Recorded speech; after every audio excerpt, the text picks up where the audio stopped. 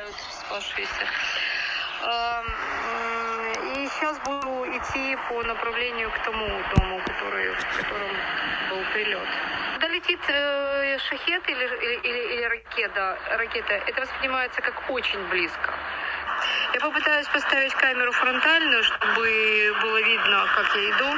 Да. Слышно? А ты меня корректируй, я вот иду, я начала идти.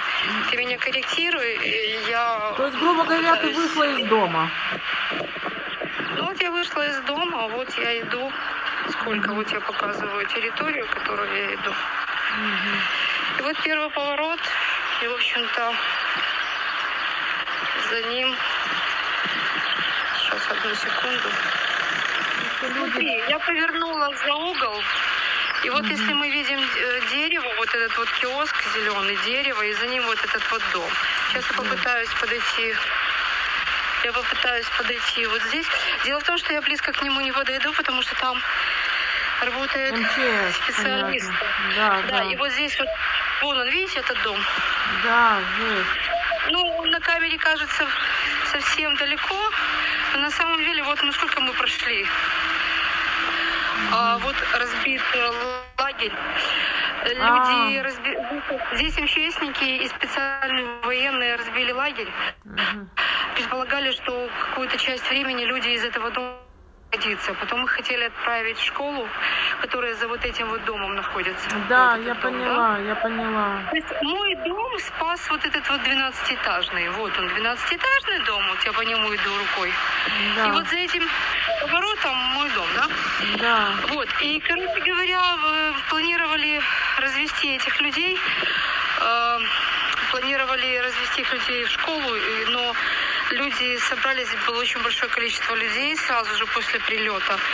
И всех этих людей, травмированных и пострадавших, их разобрали сразу же по квартирам, по соседям, ну как-то так. Да. Иногда у нас гоняют, вот ракурс виден, Да, вот да, уже да. открывается. Ну я не знаю, я могу увеличить чуть-чуть или она не увеличивается? Не надо, я вижу, она не увеличивается. Значит, смотри, просто здесь иногда бывают такие ситуации, что, не разрешают снимать, и это правильно. Мало ли, сколько, как бы у нас есть такие моменты, когда приходили, снимали ребята, девочки и все остальное. И потом вдруг, когда приезжали МЧСники и соответствующие службы, то туда опять прилетало. Вы понимаете, да, о чем речь? То есть корректировали опять, попали, не попали, долетело, не долетело. Вот мы проходим мимо всех этих палаточек, где может любой человек поесть. Я попрошу тебя сейчас немножечко не говорить на камеру, потому что я подойду ближе к части, где собирают. Давай. Я не могу, меня реально разрывает, честно. Наташа, спасибо тебе вообще, что ты меня так ведешь. Ну, это место, понятно, да? Жесть. Здесь жесть просто. Жесть. Ужас.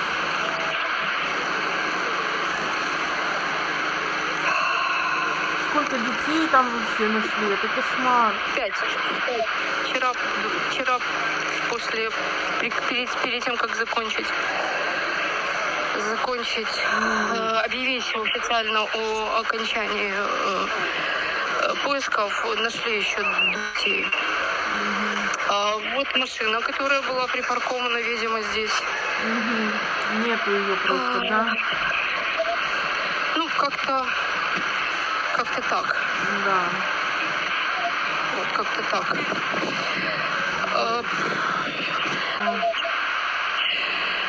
Значит, так как дом этот очень близко находится возле нас, то понятное дело, что мы не могли не знать кого-либо там. Я узнала женщину, которая была врачом в детской поликлинике, в частности, не у Ильи, а у кого-то, кто делает интервью. И я узнал свою фитнес-инструктора. И там фитнес-инструктор, молодая девушка, она потеряла мужа и ребенка, и сидит в реанимации, в коме там. Молодая девочка. Наташа, узнали в плане того, что людей больше нет. Ты это имеешь в виду, правильно?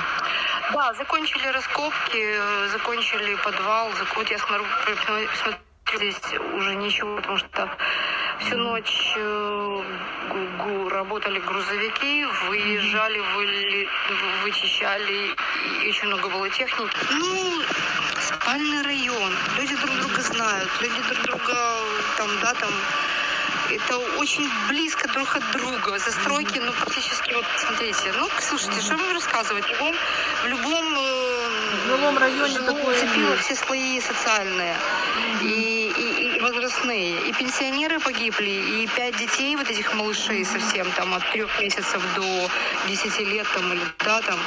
И молодые девушки, и молодые парни, ну, как бы так. Я просто посмотрю, насколько оцеплено там место или нет. Ань, смотри. Сейчас я.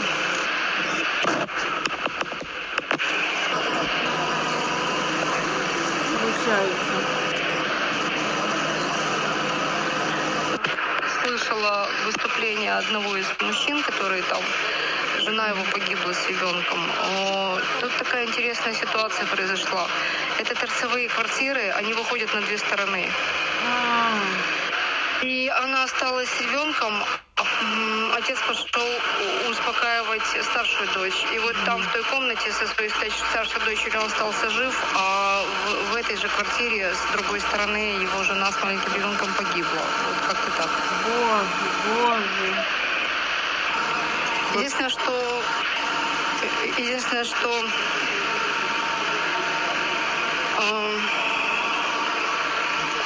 это место, это просто, я не могу мимо проходить его.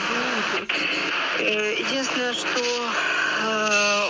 он спокоен, говорит, и важно, что они умерли во сне, они спали.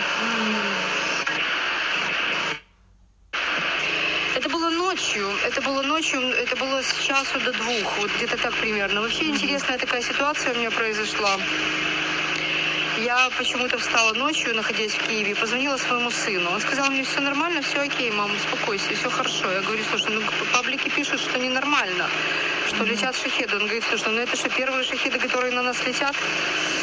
Ну и мы с ним поговорили, и как бы я положила трубку. А оказывается, ничего не нормально. Оказывается, как звонила в тот момент, буквально через какое-то время, когда произошел этот взрыв. Илья говорит, что было очень громко, произошел взбал, посыпала, ну как бы начала посуда ходуном ходить у него на столе, там тарелки, чашки, что-то типа такого.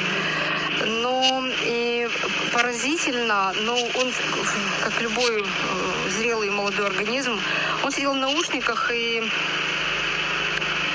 я подойду, покажу этот ракурс, чтобы ты больше его смотрела. Он сидел в наушниках и ничего не слышал. Оказывается, шахед летел над нами в эту сторону.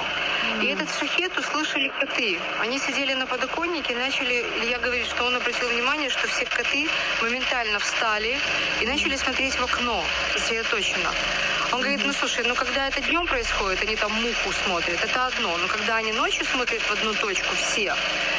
И сразу же моментально почему-то они начали спрыгивать с подоконника. И он говорит, это для меня было очень большим знаком. Я встал, и из кресла я отошел от окна. И как только он это сделал, произошел взрыв. Ужас. Вот. То есть они и слышали этот шахет, они как бы, ну вот так как-то. Да. Поэтому воспринимается не та-та-та. Слушай, извини меня, что я тебя туда вообще послала, мне самой сейчас стало грустно.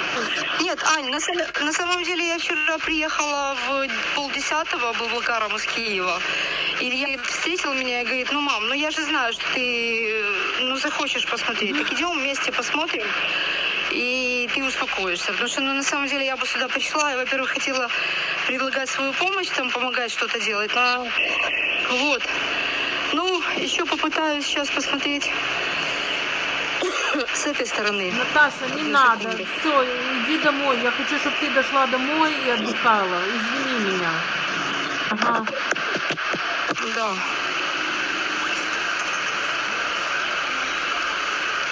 Да, секунду. Я пытаюсь найти ракурсы, где бы меня не сильно гоняли. Вот, ты видишь торцевой, да? Да.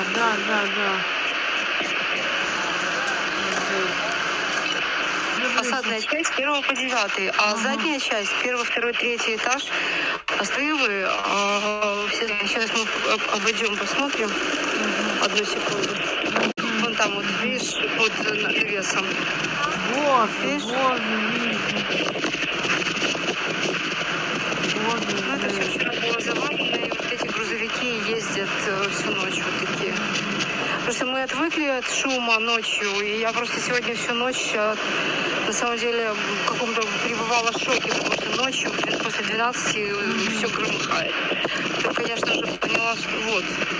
Да, боже. Сейчас, одну секундочку, я стану чуть подальше, потому что я стою здесь одна. Да. Стану. Ну вот, это все был дом. Боже. Вот эта часть внизу, получается, что 1, 2, 3, 4, 5. 5 этажей, 2. Ну, короче, ты сама видишь. Да. Кошмар. Да, я вижу, я в новостях каждый день читаю, что находят. То есть там потрясение колоссальное. Ну, я сегодня читала, что эта часть на восстановление не подлежит. И говорят, что специалисты пришли к выводу, что они будут ставить просто какую-то стену опорную, чтобы просто не пошла дальше гулять конструкция всего дома. Конечно. Как-то так. Боже, конечно. И вот. Ну вот такая картина. Тоже Я просто, у меня устала рука первая, во-вторых, я не хочу сильно на себя Иди домой, внимания. пожалуйста, иди домой. Не, я уже иду. Все, ты знаешь, очень хорошо, что ты меня попросила это сделать, потому что я сегодня очень сильно хотела сюда прийти, и я никак не могла себе найти причину это сделать, понимаешь? Но я понимала, что мне надо сюда прийти и это посмотреть. Ну вот реально. Да. И я, кстати, сейчас иду вот через этот вот дом. Сейчас, секундочку.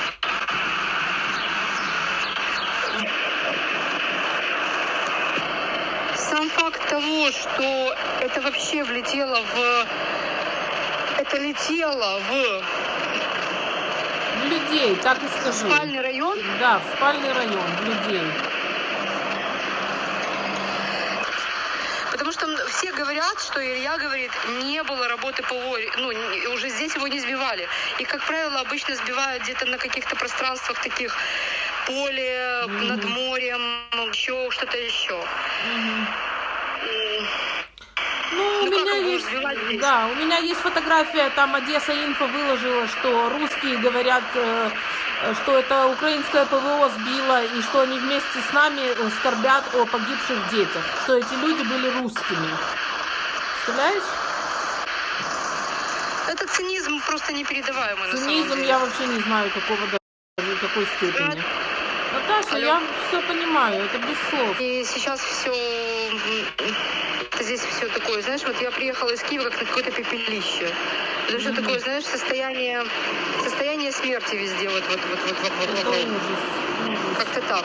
Ощущение такого, знаешь, ты же знаешь здесь свой район, как люди себя ведут, как они ходят, как овощница, которая продает овощи, смеется, молочницы рядышком там перекуривают.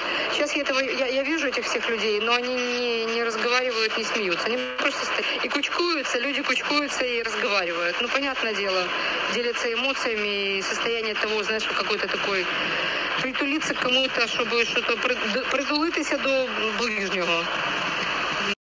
Может так, может быть, я это вижу иначе, может иначе происходит, но я вижу вот это все. Вот как-то так.